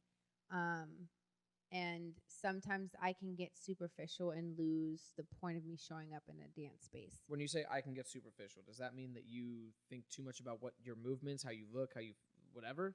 Yeah, and I kind of get into this like overly confident space sometimes, or I get overly confident and overly insecure kind of place me in the same space. And Models do that a lot too. You know, people that get in front of a camera and their job is to look good. yeah, You ever taken a shit on a toilet? Not everyone looks that great. And everyone just kind of has to, yeah, that might be the most extreme, but that's the point is I'm not a everyone- perfectionist for sure. 100%. 100%. We all are. We all are. If we're going to do something, we all want to do it well. None of us are sitting around like, I did about 50% today. Yeah. You And know? There's just sometimes when I perform when I'm like, this is my song, and I got moves, and this is my part, this is my favorite 8 count, and it's kind of like I vibe out to it, and it's like a different feel. And then there's times I'm like, fuck, I can't do this 8 count, I can't remember this 8 count, I always forget this part, or this is really hard for me, I don't know how to balance. All that like trickles into me, and then that's when I'm kind of like, when the camera is in my face, it's kind of like, oh fuck, now I have to be perfect. I have to show up. But I think as the more experience that I'm getting, everybody fucks up. You know, like, I mean, for Pete's sake, 100%. Beyonce's hair gets wrapped in like a fan at some point in one of her shows. She falls down a flight of stairs. Like, everybody. You're talking has about their Queen moments. Bee. Yes. She don't fall down no flight. She gracefully. You're right. You know what I'm saying? And Goes she down even some got up and said, stairs. that hurt, and kept singing, you know? Right. And so it's just like, you have to know how to bounce back from even messing up, which is a huge thing in dance. Like, you can forget choreo and you can mess something up, but if you don't know how to bounce back, that's where the money's at. Like, they want to know that you can make an error and still bounce back and still like. Have you ever done something on stage when you're like, this is the end. I'm done. Yeah, for sure. What was it? They put, okay, so we all know that I don't have much hair. They put a. Do you not have much hair because you choose to, or because Yeah. that's a rockin' ass style? Both. Mm-hmm. And I want to go shorter. I just haven't. It just happened to match who I am, and everyone's like, "You're known for your haircut. Like, you cannot change your hair." And I'm Right. like, I kind of want to cut it. I was kind of wondering, like, what would you do next? Huh? What was it? Do whatever you want. Yeah, I kind of want to do like a pixie cut and cut all this off. What's a pixie cut? It's just where it's like short up here. Like Tinkerbell, but without the bun. My hair? It's a little bit shorter hair, than yours. My hair can be called either the Coke Addict haircut, Do you know who Twiggy is? Twiggy. Yeah, the model Oh, from the Twiggy. 60s I don't know and who- 70s. Damn, That's I a forgot perfect about Twiggy. reference for a pixie haircut. Why are you guys making me feel left out for not knowing who Twiggy I mean, is? if you You're- don't know modeling, yeah, if you you don't know probably don't know fashion, Twiggy man, is. I mean, But you I can't know mean, the Twiggy is kind of. Do I look like I know fashion? I'm wearing No. fucking military looking ass boots. Well, You used to dye your hair every red color? and blue. Yeah. Every shift, it was a different color. You Can't think- talk, you though. think- I used to have pink and blue. yeah. You think I know what the fuck that There's looks like? actually I a have no idea. hairstyle that Jada Pinkett did Yeah. recently, and it was like reminds me. kind of, it was blonde. It was like a bowl cut, but the back was sexy, and it was like, woo! I was like, I can pull that What? off. For a I'll have to picture look it up, later yeah. Of, but the one I was thinking about was definitely the one that Jada Pinkett had. And I was like, damn, that's a nice cut. Hmm. That's a pretty cut. Just because I'm almost ready for something else, but also my hair is really awkward. There's so many lengths when I dance, it doesn't lay pretty sexy. So When you dance, it becomes like a it does its own thing. flaw. And it's like because it's so many different lengths. Some of it's here, the other part's over here, some of it's up. So I have to learn how to put my own choreography where if, I was about to say you can't incorporate that into your Yeah, I how have it's to like, learn oh, I did that on purpose. that if my hair, if I go from a point where if someone has longer hair and they like drop their head, it looks a little bit sexy because they just have like hair and long hair hanging. Mm-hmm. And then for me, it looks a little bit different because it shifts over this way. So then when I come back, I have to like whip it and then come back to it because Oh yeah, that sounds it be terrible. all over the place. You gotta whip your head back. That Yeah, terrible. it's stressful. Damn it. But yeah, What the fuck were we talking about before that? I don't know. Haircut. Your hair takes a big precedence, and so it probably deserved its own conversation. Let's just call it what it is. Yeah, I had a good friend who told me that you build yourself, you build your image, like you build who. She had red. She was known for her fire red hair. Curly Naturally? hair. No. Oh, okay. And so, but she's known for her fire curly hair, like the dancer with the really curly red hair. And so now I'm known with the dancer with the really short hair. Like, you don't know Bri with the really short hair and like the swoop and the like, you know what I mean? Like everybody's like, oh, I remember your haircut. Like I could never forget that face, or I could never forget, you know? Yeah. So she said Well, learn it fits to your face you too. market yourself. You learn to put yourself in a space where you're known for what you look like or what you do. Right. And I was like, Well, and I so almost cool. feel like you should have a kink in your neck because most of your hair lays to one side. So you should probably be like, oh, honey, it's not that long. It's not that heavy. That's what we were talking about when I fucked up on stage. that's what it was. So, Please tell me this goes hand in hand with you. okay, so right before the day of the show, this is when I was a backup dancer. Mm-hmm. They put, I don't know if you know much about this. Maybe I don't know. I don't think your honey wears Neanderthal. Shit. Okay, so they put 4 bundles of hair in my head. Okay. And that's a lot of hair for somebody with no. I feel nothing. This is so light. You're used to it. So- It's muscle memory. And so what's The amount of hair that's on your head, Yeah. you don't have to worry about your and when you movement. have longer hair, you incorporate the fact that you know your hair is going to swing all the way this way when we do a hair whip. I don't have to worry about that. You know what I mean? You know what I mean? It's called they call it hairography, where you include it in your 8 count. You know, your hair needs to come here, so you know that this has to take half a count, 1 and 2. Where I can do 1, 2. Oh, It's that's kind of like you kind of a different. I didn't even think compensate. about that. Yeah, you compensate for the fact that you have long hair that has to swing all the way around. So they didn't give me time to practice with all of this hair, and it was so heavy, and it was like all the way down here. Did you have a team that was like, "Oh, we're just gonna do this," and you're just like, "What the fuck?" So the artist that I danced for 5 years, LV, she has a team who does makeup. She has a team who does hair. Right. And so for certain shows, my short hair was okay, and then for certain shows, she wanted unity. Or if the choreography was based off of hairography, then I needed long hair. Happens all the time in the industry. Okay. You have to learn to be versatile. So they put it on me a couple hours before the show, and the stage that I was on rotates. Theater in the rounds. So there was one point that I didn't get Did time. you have cameras going too? Yeah. So there was cameras at the venue, Okay. and I could not. There was like some hair whooping, which is why I needed the hair. But I didn't know how to compensate because I didn't get a chance to practice with it. So it had like kind of all got stuck like this. And some of it was like stuck to my lipstick, some of it was stuck to my eyelashes, some of it was just like it was so much hair that it was just everywhere. Oh, no. And so I literally didn't know where I was because it was rotating. So there was not like if I opened my eyes, I could tell like, oh, okay, I know I'm standing in the center because the stage rotated. Mm-hmm. So I literally in the middle of the fight, I stopped and went like this and threw all the hair back and looked where I was at, and then I got back into it. And it was Did you recover? It was I recovered, but it was very blatant. Very blatant that I went like this. Threw it all back, and I was like, you could tell that I. When you were done, were you just like, what the I was fuck? fucking pissed. That's I was the worst. Angry because That's the worst. I was like, this should have been put in my head 2 days ago so that I had time to practice. Well, how long does it take to put in? It was okay. So the guy that put it in, he made a custom wig. Mm-hmm. So he basically sewed 4 bundles of hair to a lace. Right. And then the lace was braided into my hair. So a couple hours? Yeah. Jesus. And it was. So it's not something that you can just be like, I'm gonna get it done just to practice with, and then I'll see y'all on performance day. Like, I mean, that's not. we could have put a different wig on me and like try to pin it. I mean, it might have. Yeah, but they sewed it into your hair, right?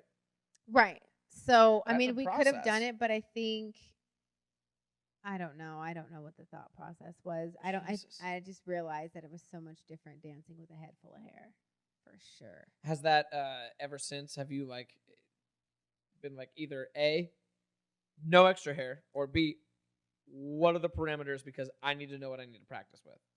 Both, because Both? I prefer to be bald. Bald? Yeah, like I Girl, prefer you to got have hair. I preferred this.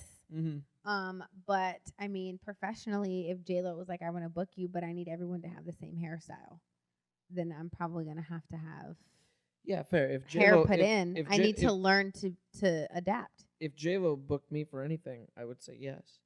Yeah. So you have to learn. We're talking about the same J-Lo, right? Right. Yeah. So you have to learn to adapt in the industry because you never know what the artist is going to call for. Yeah, yeah. So 100%. If J-Lo said, "I need you to sing like Freddie Mercury," I'd say, "Okay, yeah, I got you, 100%." But could you really know? No, but I'm gonna tell her yes, and I'll fuck up on the day. Yeah. So What does the future look like for you? I mean, you have this modeling thing going, which is fucking incredible. I don't know, but I'm hoping the universe is filling, is manifesting, is taking in what I'm giving out. You know what I feel like for you, if I may?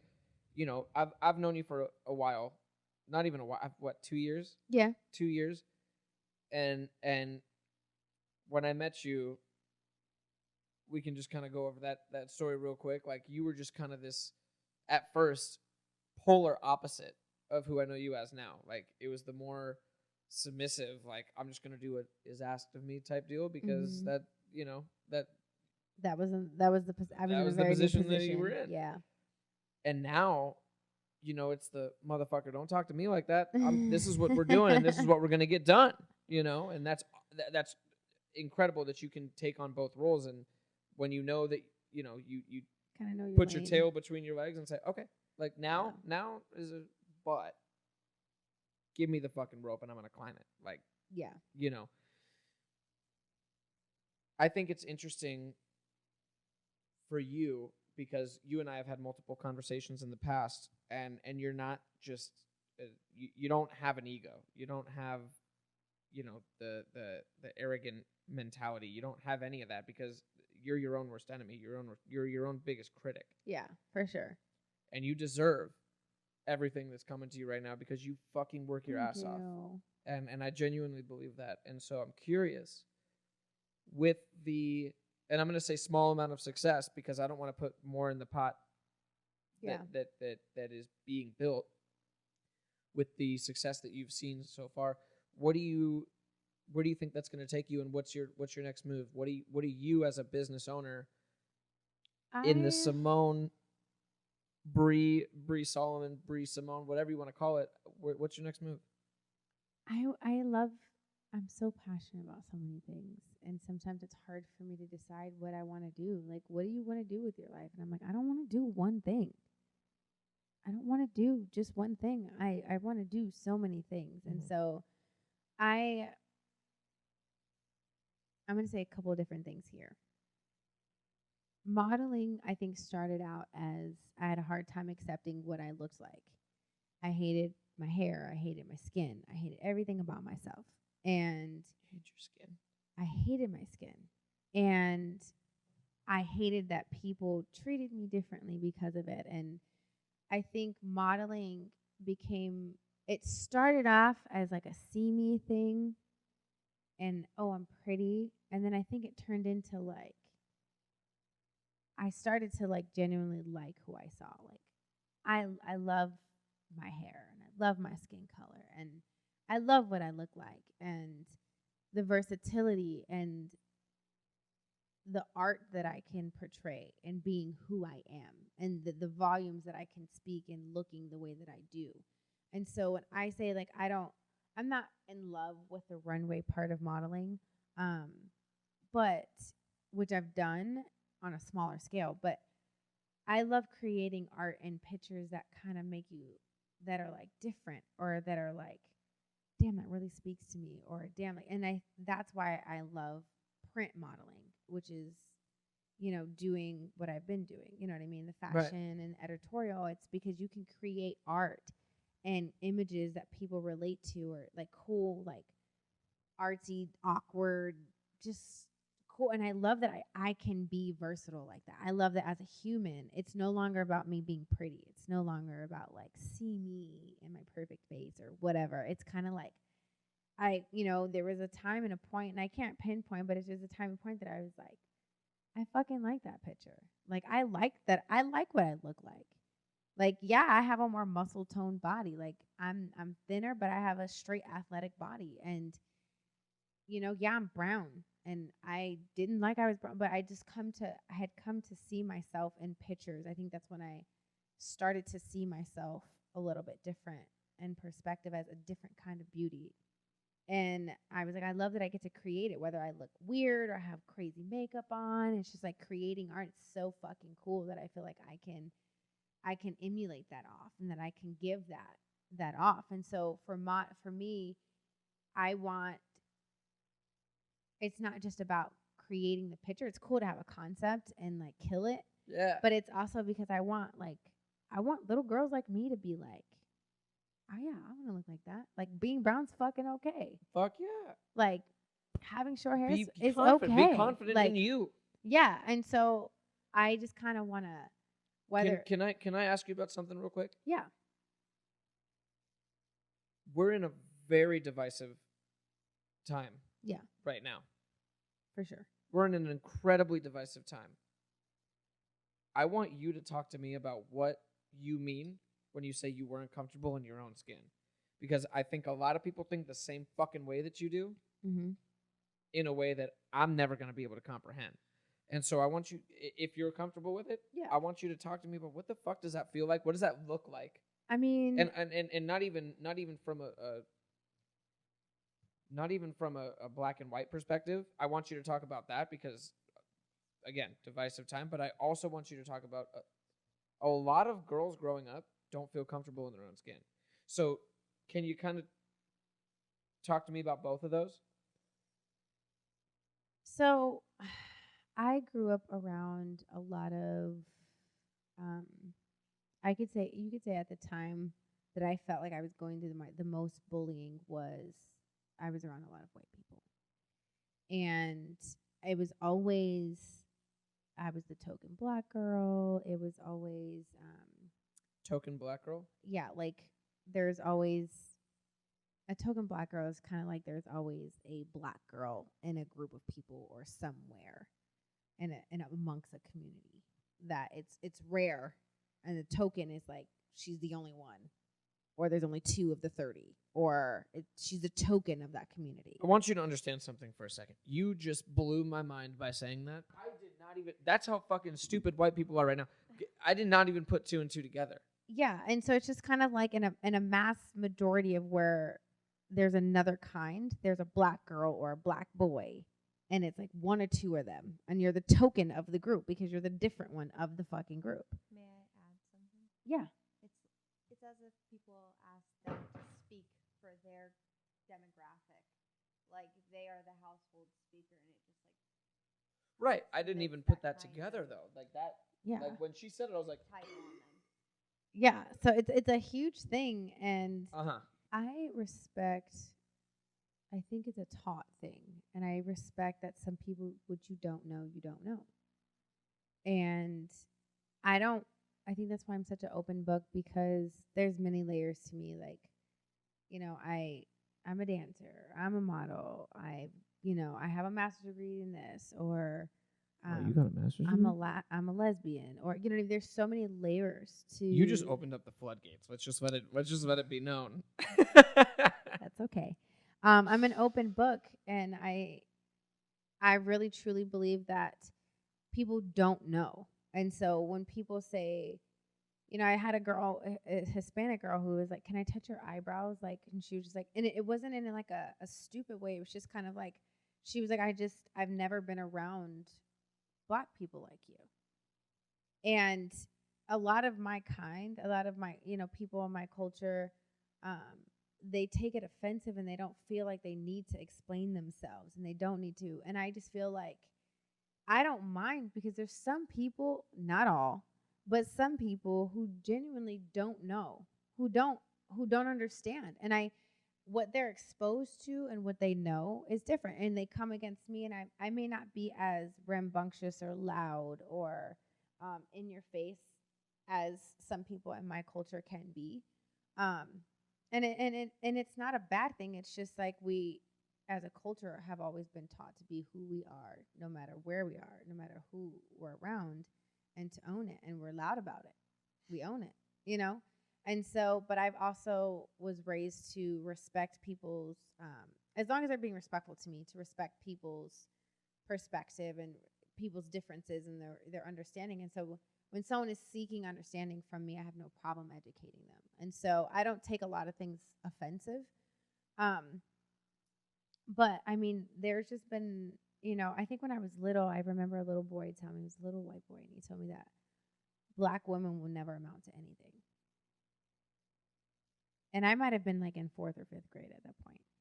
And I remember that I thought you were about to say this was like a kid you encountered recently. No, that I was was about in to be like like, 4th or holy 5th grade. shit. And that kind of stuff, it sticks with you, And I was just kind of like, I don't get it. Like, what does black people have to do with worth and like me being successful? And I don't get, like, what do you mean? And then I kind of caught on to this idea that people won't like me just because of what I look like. And it blew my mind because I was like, I'm such a loving and empath, and I touch people all the time, and I hug them, and I want to talk about their deep dark secrets, and I want to help them figure out how to climb out of that hole and how to be better and how to love themselves and how to find faith. And I wouldn't understand how I didn't understand how someone would judge me off my color and not my character. It didn't make sense to me. And it took a long time. And the older I got, I experienced it in very many different ways, in different ways. People have a bit, and I'm like, I respect, like, I'm not everybody's cup of tea, and that's okay. That's fine. And at first, that wasn't my mentality. It was just kind of like I wanted to be everyone's cup of tea. I needed that affirmation that, I was accepted by everybody. And then I just got to a point where I was like, fuck it, I'm hot shit, bitch. Like, you don't have to like me. It's okay. You know what I mean? Like, I was okay with that. And you get to a space where, and I mean, it took a lot of counseling. And I mean, I've tried to commit suicide, and it took a lot to get to a space to be like, here I am, and love it all or don't. It took a lot to get to that space. But when you get to that space, I think you just kind of like, I let people do their thing. I'm like, listen, you come from a different background, you've got different experiences, and you can feel how you feel. As long as you're not being a nasty individual to me, I'll let you be. I don't feel like it's my job to educate everybody. I mind my business and I do my thing and I feel great about myself. It's only if there's some ill mistreatment toward me or in my vicinity that I kind of like get rowdy about it. But I mean, it's just so important to learn that there's so many different ideas of beauty and ways of doing things. And I just thank God that, literally God, that I came to a space where I was just kind of like, I kind of like me. I kind of dig that girl I see in the mirror. I kind of, and part of dancing was, I'm a sexual being. It's just my natural person. And so, dancing in heels just came super. I was like, whoa, like I stepped into these shoes that had been waiting for me. And I like looked in this mirror and I was like, yeah, that's her. I love that. That's her. You see, you're like, there she is. And I'm like, you own that shit, girl. Own it. And I haven't apologized for my skin color since. I haven't. I'm aware, but it doesn't quite penetrate as deep as it Do you used have to be aware, though? Yeah, you always got to be aware because Because the sad part is I could walk and go to the grocery store and somebody who doesn't like black people can take my life just because.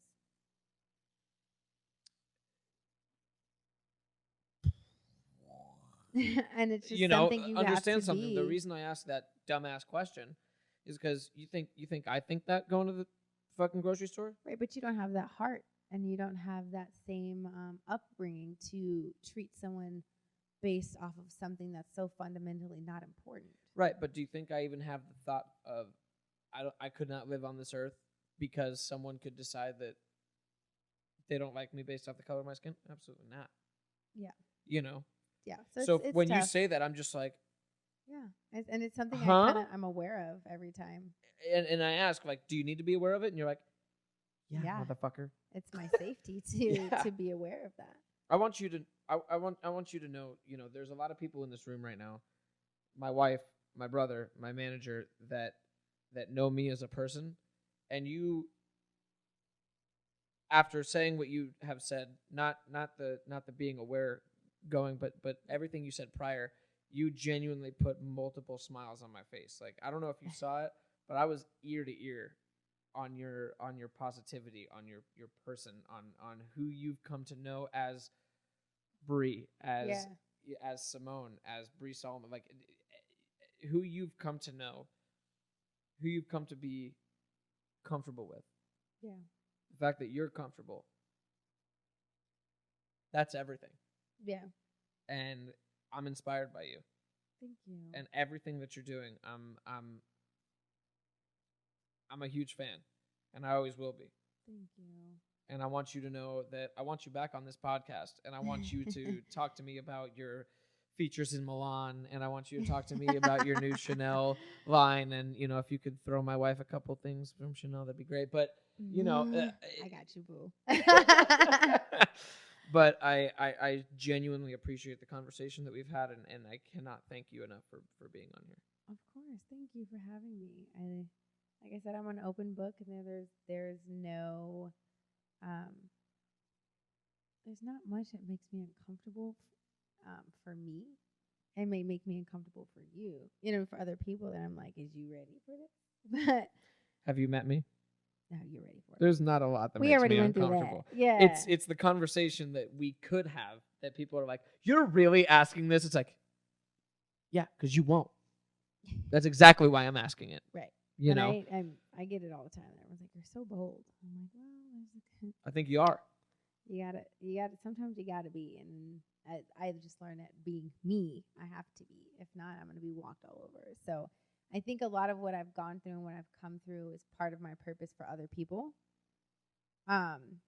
Because I can't pray to be this great influence to other people in this world in some way, or some in some kind of fashion, and some through some tunnel, and not have gone through the grittiness of it, and like to really be able to say I've experienced it, and here's how you come through it, and here's how to be better. You know what I mean? I can want to be an influence, but if you haven't gone through anything, what do you really have to offer?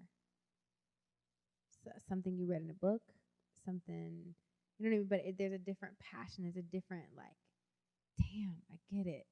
Like, damn, when you experience it. So I take every trial and tribulation as a means of, like, it's part of my story to be the person that I know I'm going to be. Well, and I think that speaks to your dancing. You don't just do the work. You don't just do the moves. You don't just dance the dance. You know the history behind it, like you said. So there's I think it's important for people to know the history behind you before they look at you and say a goddamn thing.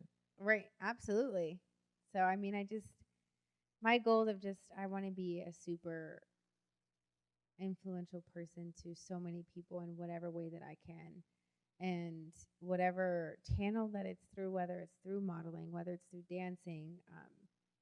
I have my dreams of I want to be on stage again behind certain artists and stuff, but that's for me. But I want to open a dance studio out here, and I want it to be the dopest this dance studio, and I want to bring LA's vibes to Arizona, and I feel like I can do it. And what's stopping you? Nothing. It's something I've been working on. It just Fucking A. it's just time. You know, I think it is time. it's time, and things take time, and it's just something that I'm like, I want to open a studio, and I want it to be a super dope studio, like everybody knows who it is, and I want everybody to know who I am, to understand what this studio is, and like the history behind my studio will resonate and reflect who I am as a person and what I do and what I believe. And I want it to be something so big. And you know, I mean, I still hope I get signed for modeling too, just so I can remind these pretty brown girls that, you know, we can do this too. Like, we can be on covers. We can be all different shapes and sizes and look different, and it's all right. Like, and sometimes you need to see yourself in a different perspective to be like, damn, she is cool, she's dope, I like her. Hell yeah. Bri, give everyone your Instagram. Bri, give everyone, like, where do you teach out of? What's your, you know, So for how do people find you? right now, most people will find me. I have a website, bsimonetheory.com, the letter B, but I'm not on it as much. It's an active website, but you can directly contact me on Instagram, which is Brianna Simone, BriannaSiimone. No, you don't spell my name with two I's. Not on my birth certificate. I just had to do that for Instagram. No, but that's the alter ego. Right. That's the one. But yeah, I mean, and a lot of people just DM me and ask me, and I'm super personable. So anyone can DM me and ask me questions and talk to me. I will talk to a stranger and vibe. What are you gonna do if the Upstream podcast gets a whole bunch of airplay and gets a whole bunch of like followers, and then all of a sudden, maybe like 6 months down the line, you have like 400 messages in your Instagram? Bring it on. I love it. Bri, thank you so much. Love you. Of course. Love you too. Cheers. Cheers.